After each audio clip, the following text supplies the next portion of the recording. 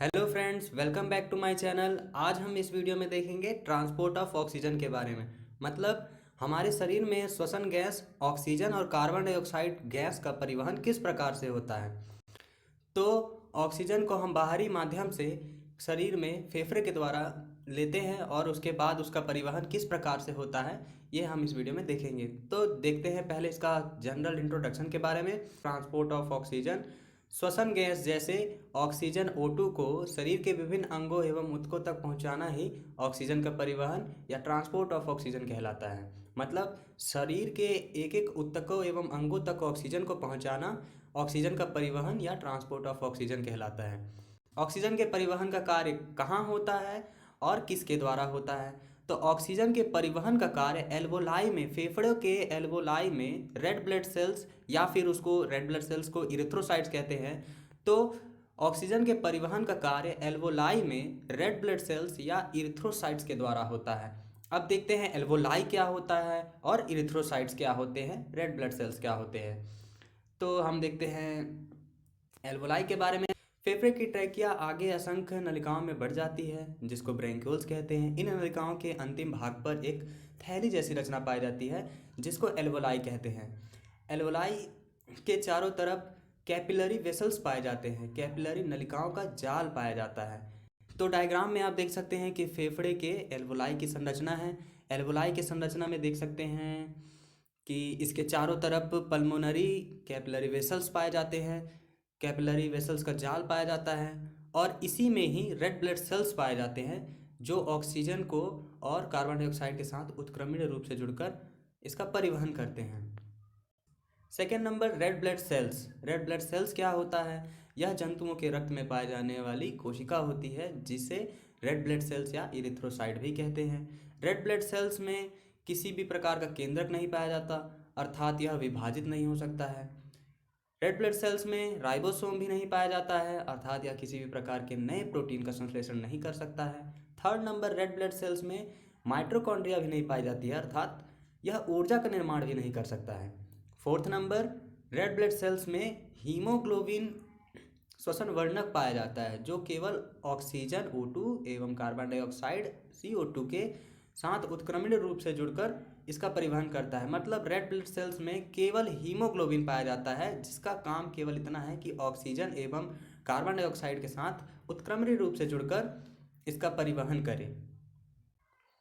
अब जानते हैं mechanism of transport of oxygen के बारे में कि ऑक्सीजन का परिवहन शरीर में किस प्रकार से होता है। तो सर्वप्रथम ऑक्सीजन बाहरी माध्यम से ब्रेंक्यूल्स के रास्ते एल्वोलाई में प्रवेश करता है। एल्वोलाई से ऑक्सीजन पल्मोनरी कैपिलरी वेसल्स में विसरण के द्वारा प्रवेश करता है। विसरण के द्वारा प्रवेश करने के बाद पल्मोनरी कैपिलरी नलिकाओं में जानते हैं कि रेड ब्लड सेल्स उपस्थित है। ये रेड ब्लड सेल्स में हीमोग्लोबिन पाया जाता है। अब हीमोग्लोबिन लगभग 115 mmHg दाब एवं ऑक्सीजन की अधिकता के कारण कार्बोनिक एनहाइड्रेज एंजाइम की उपस्थिति में ऑक्सीजन से जुड़कर ऑक्सी हीमोग्लोबिन बनाता है। मतलब हीमोग्लोबिन 115 mmHg दाब एवं कार्बोनिक एनहाइड्रेज एंजाइम की उपस्थिति में ऑक्सीजन से जुड़ जाता है और ऑक्सी हीमोग्लोबिन बनाता है। केमिकल स्ट्रक्चर में देख सकते हैं कि haemoglobin plus O2 carbonic anhydrase enzyme इन 115 mmHg प्रेशर पर क्या बना रहा है? ऑक्सी हीमोग्लोबिन बना रहा है। केमिकल स्ट्रक्चर में देख सकते हैं कि ऑक्सीजन मेटल भाग से जुड़ चुका है, ऑक्सीजन हीमोग्लोबिन से जुड़ चुका है। अब red blood cells oxygen O2 को शरीर के सभी ऊतकों तथा अंगों तक पहुंचाने का कार्य करेगा। फिफ्थ नंबर, ऊतकों में कम दाब लगभग 60 mmHg होने के कारण हीमोग्लोबिन ऑक्सीजन से अलग हो जाता है। रिएक्शन में देखते हैं HbO2 क्या बना रहा है? Hb प्लस O2 में टूट जा रहा है। यह उत्क्रमणीय रूप से होता है। कम दाब होने के कारण हीमोग्लोबिन ऑक्सीजन से अलग हो गया।